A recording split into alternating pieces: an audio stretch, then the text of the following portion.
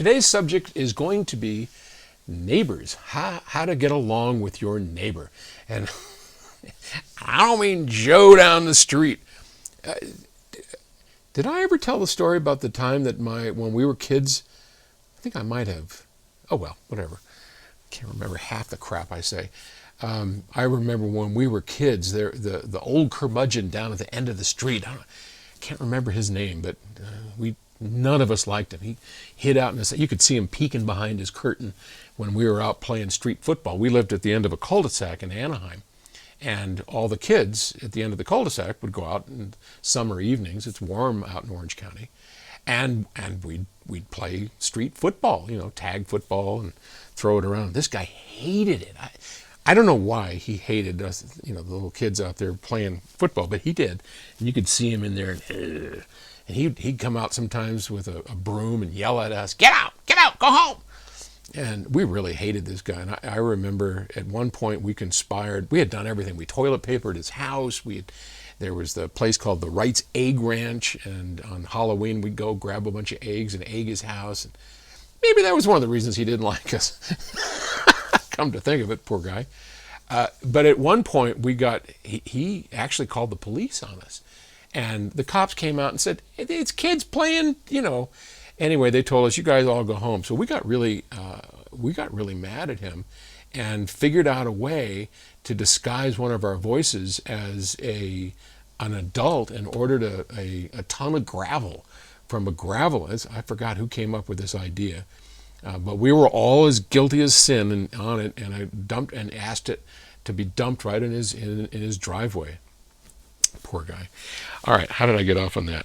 Ed in Naperville, Illinois. Whenever I see PS Audio show off our equipment, the DirectStream DAC and memory player always have one box sitting directly on top of the other. That is true.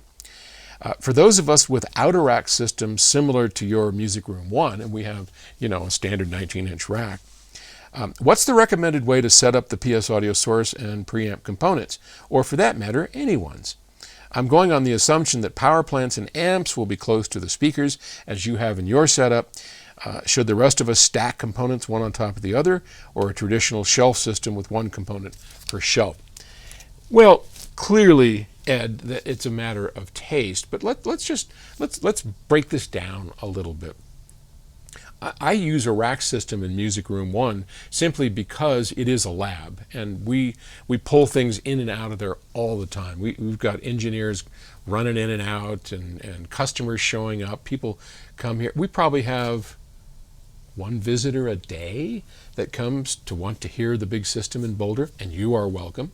If we're very big on community here, so if you want to show up, and we'll show you around, take you into the lab, you can come hear the system. But anyway, so it's a work in progress, and I wouldn't have one of those racks were it my home system, or if it was something that we were doing that was a bit more comfortable. And when we're at shows, we don't do that. At shows, we stack them, or we'll do whatever is convenient. One of the reasons that it's not too important is that at least our products are designed so that within an inch or so, there's no hum or radiation that's going to affect something else. Now, that's not true for every product, but I think for the majority of well-designed audio products, you can get away with stacking them up on there. Now, people who really are conscious of vibration damping and building a really solid rack, yeah, you can get some diminishing return improvements from that. Noticeable. I mean, when I say diminishing returns, I want to be a little clear what I mean by that, and I don't mean to denigrate or to make anybody feel bad, but when we invest a certain amount of money, a couple of grand, into a vibration canceling rack, the benefits from that aren't as great as what maybe a couple of $1,000s spent on a better DAC or a better pair of speakers might net you.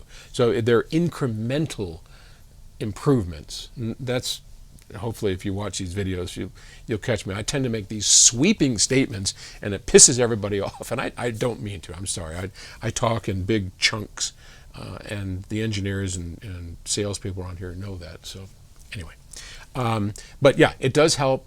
But you can spend a lot of money doing that. So when we're at a show, and believe me, we try really hard to make great sounding equipment and demos. When we do that, we typically just stack them one on top of the other, and it's okay. All right, so that said, again, when we're at a show, we have everything: source, CD, power plants, power amps, all at the speaker side. Why?